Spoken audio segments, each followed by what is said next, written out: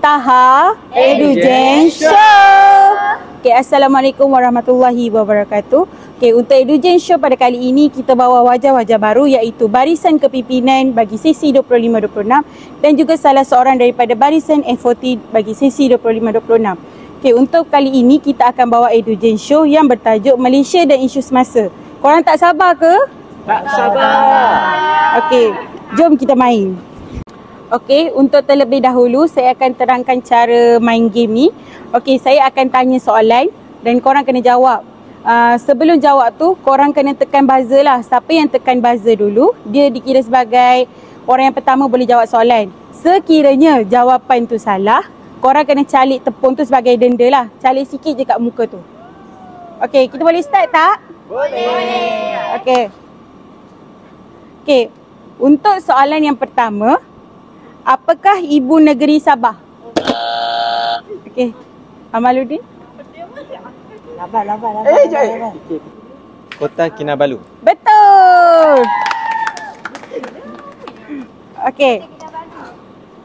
Untuk soalan yang kedua, tahun berapakah Malaysia mencapai kemerdekaan? Saudara Rafiq? 1957. 1957. Betul. Okey. Untuk soalan yang ketiga, siapakah yang di-Pertuan Agong Malaysia yang sekarang? Anwar Ibrahim. Sana. Calik. Calik kat mana weh? Okey, untuk soalan yang keempat, apakah nama Parlimen Malaysia?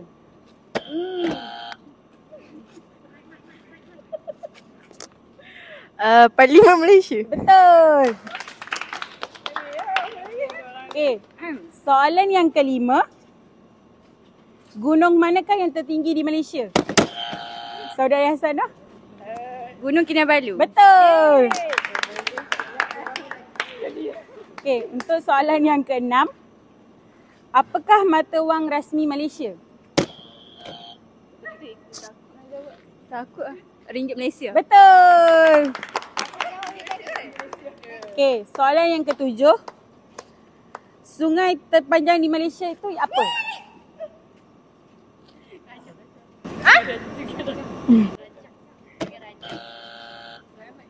Ya, saudari Lila? Sungai Rajang Sarawak. Betul. Okey, soalan yang ke-8.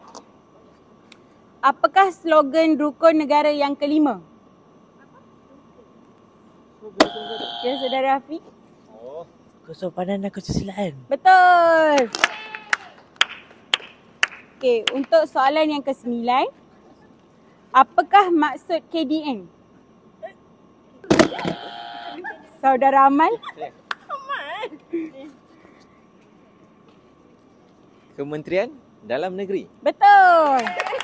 Okey, kita pergi ke soalan akhir.